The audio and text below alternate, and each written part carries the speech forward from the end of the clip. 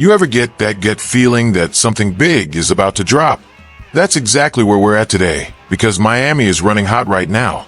And it's not just the heat off Biscayne Bay. There's real movement behind the scenes, decisions that could reshape this entire season, and even some quiet tension brewing in the locker room.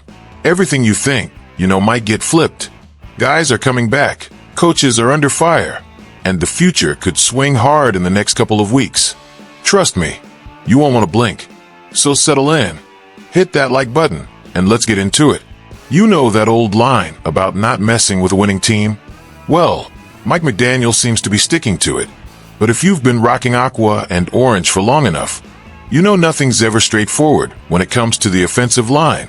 Austin Jackson, our starting right tackle and one of the anchors of this group, is on his way back.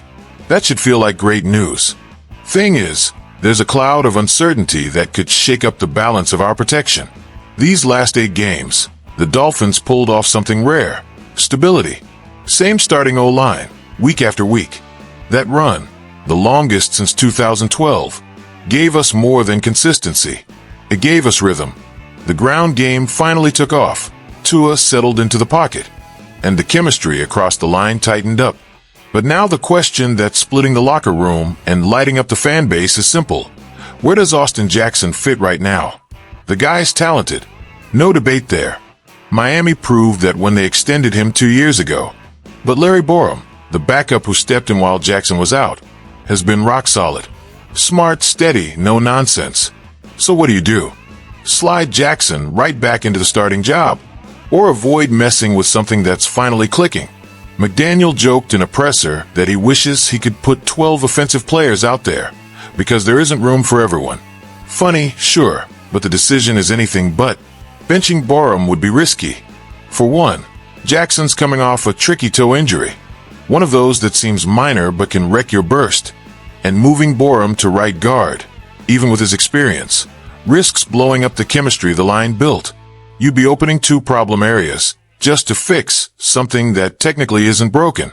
The message from McDaniel was clear: continuity matters. And he gave props to Cole Strange, who's been growing quietly at right guard. When a coach says he doesn't have a problem to solve, he's telling you the foundation is steady. And that's pure gold in a season that's been anything but smooth. And let's be real, Dolphins fans haven't had the pleasure of trusting an O-line for a long time. The team has won 3 of the last 4, and the offense found its groove because of balance. If McDaniel's taught us anything, it's that patience can be a weapon. And we're still not at the wildest part of the day. You ever walk into a room and just feel the air shift? Like everyone knows something, but nobody wants to say it? That's the vibe around the Dolphins right now. As the team tries to climb back into the season, one question is eating at fans, reporters, and even players. Is Mike McDaniel's future in Miami really secure? With Chris Grier stepping down at the end of October, the top of this franchise turned into a minefield. McDaniel, who came in with energy and creativity, is suddenly walking the tightrope. When the winds dry up in the NFL, the heat always falls on the head coach. But it's not that simple. A recent report says owner Stephen Ross still believes in McDaniel. He sees a long-term thinker, a culture builder. But believing is one thing. Backing that belief after 3 playoff-free seasons is something else entirely. And sitting at 4-7, the front office patience feels shorter than ever. Even so, there's a spark of hope. The Dolphins have won 3 of their last 4, and the locker room hasn't quit. Anyone watching closely can see the players still buy into their coach. And that belief is what keeps a coach in the building. When that buy-in dies, the fall comes fast. But right now, McDaniel still has his guys. What happens next might decide it all. The next 4 games come against beatable teams: Saints, Jets, Steelers, Bengals. For chances for McDaniel to rebuild trust and prove he's still the right man to lead this team. Win 3 of these and finish strong, and the talk about firing him could fade. If not, the new GM might want to start fresh, and McDaniel could end up remembered as another promise that never fully hit. And the fan base is split. Some want to give him more time. Others think the run is over. Meanwhile, every move, every game, every quote becomes a headline. The line between redemption and goodbye has never been thinner.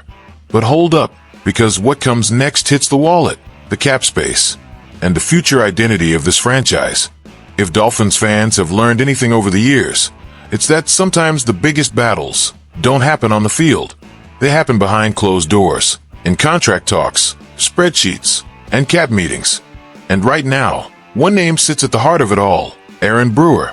The center who's been holding down this line with strength and poise might be the key to Miami's financial future. After seeing the Broncos lock up Luke Wattenberg for 4 years and $48 million, the market flipped overnight. That deal put him among the top-paid centers in the league.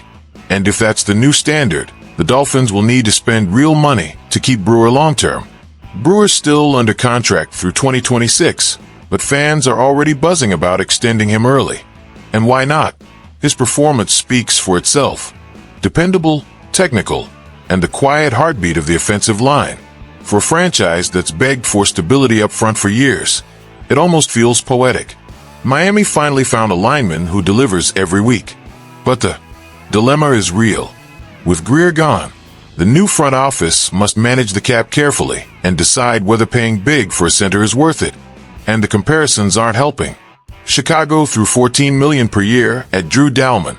Denver's paying nearly twice what Brewer makes now. Prices are rising, and teams that want to keep talent have to commit. For fans, the message is simple. If we want a dominant line, we can't go cheap. Miami tried the short contracts and the patchwork approach. Now it's time for stability. And Brewer is stability. He even said he wants to finish his career here, which makes this more than a contract conversation. It's about identity, about building something that lasts. If the new GM wants to make a statement, extending Brewer would be a perfect first move.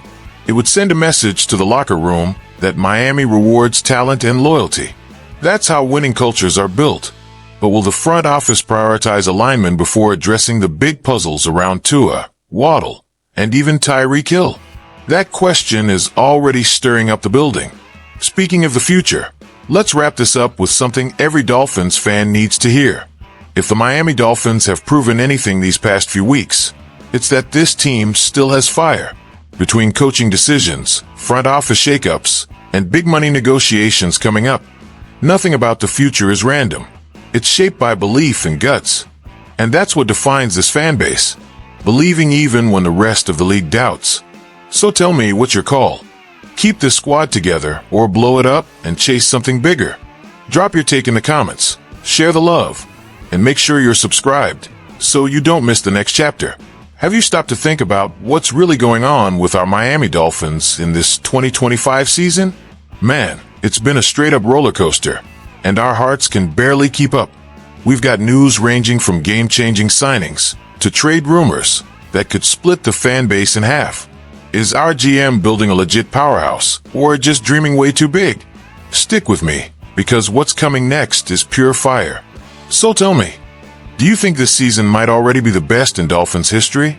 Drop your thoughts in the comments, hit that subscribe button, and join our members club for just 99 cents to support the channel.